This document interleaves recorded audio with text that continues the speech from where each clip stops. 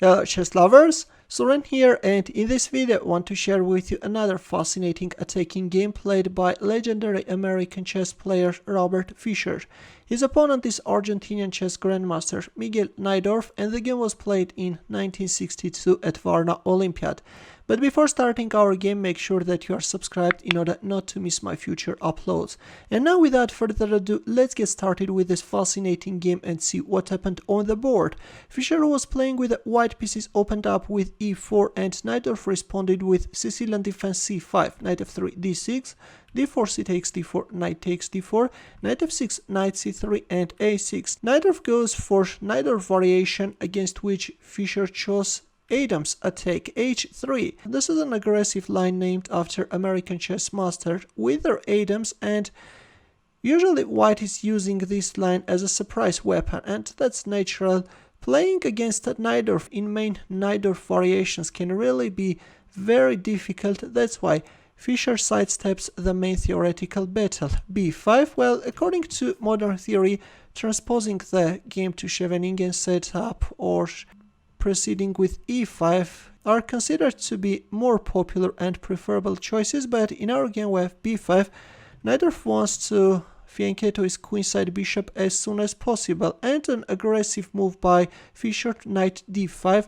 He is sacrificing the pawn on e4, but Najdorf didn't accept the sacrifice and played bishop b7. A bit dubious move which allows white to double up black's pawn structure on the king's side. Instead, it was better to get rid of this knight as soon as possible by playing e6. If knight takes f6 check, then queen takes f6. By the way, I have to tell you that after knight d5, accepting the pawn sacrifice can be somewhat dangerous, because in this case, white can manage to gain a pretty nice counterplay. In here, of course, you can't move back your knight on f6 because of this knight takes f6 check, and if a move like knight c5, then white can play b4, and after knight a4, bishop e3, white has an adequate compensation for the sacrificed pawn and a very active position. Let's go back. In our game after knight d5 we have bishop b7 and knight takes f6 check, g takes f6 and c4. Here we have b takes c4, though first kicking away the knight from this active square and then capturing on c4 could have been better. But in our game after c4 we have b takes c4 straight away, bishop takes c4, and finally Najdorf accepted the offered pawn, bishop takes e4. Fischer castled kingside, d5 and rook e1. Now if you capture on c4, then white will win the bishop on e4. But I have to tell you that this rook e1 is an inaccurate move. Instead, it was better to move back the bishop on b3. And I have to tell you that the problem with this rook e1 is that in here black could go for bishop takes g2 move. It's strange that Najdorf didn't choose this line. Now if queen a4 check, then knight d7, and if bishop f4, then rook g8. If bishop g3, then d takes c4, and black is doing okay, no problem at all. But in our game after rook e1 we have e5, after which black is starting to face serious problems. Now comes queen a4 check, knight d7. Of course, if queen d7, then white can play bishop b5.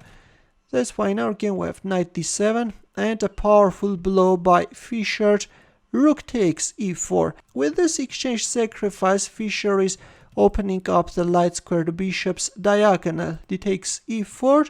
Well, it was better to play d takes c4, because in this position it turns out that the light squared bishop is stronger than the rook.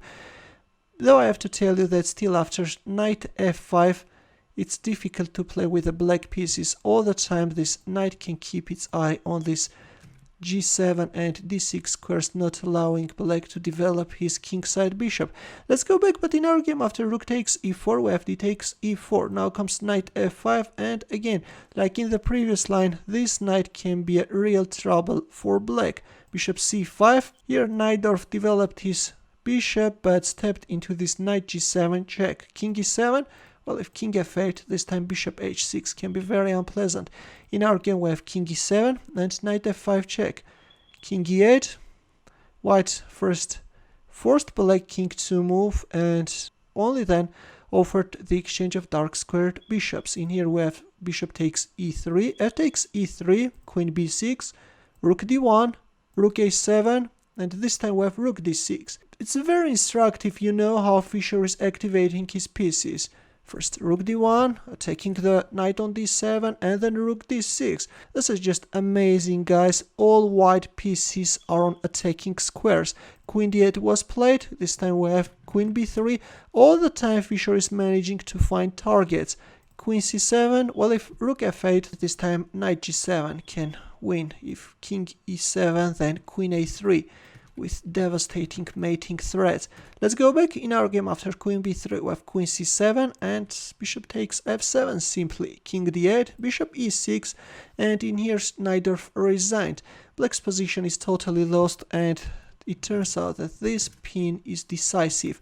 Now if queen c8, then queen b6 is winning, or after bishop e6. Actually, according to the engine, you have to give away your queen, but after that move the position is totally lost for black. That's why after bishop e6 Najdorf decided to resign. Well, what can we say? Fischer's strategy of choosing that Adams attack turned out to be a really fine choice. Miguel Najdorf got somewhat surprised, and very quickly Fischer managed to beat his opponent in a very impressive style. In the end, as usual, a chess puzzle for you where the task is to find the mating line for white. This position is taken from a game played by Bobby Fischer, and I'm sure that in a blink of a second you found the solution, if of course you haven't seen this game yet. Thanks for watching. Here are more suggestions for you. Feel free to check them out as well. I will see you in my next video. Take care.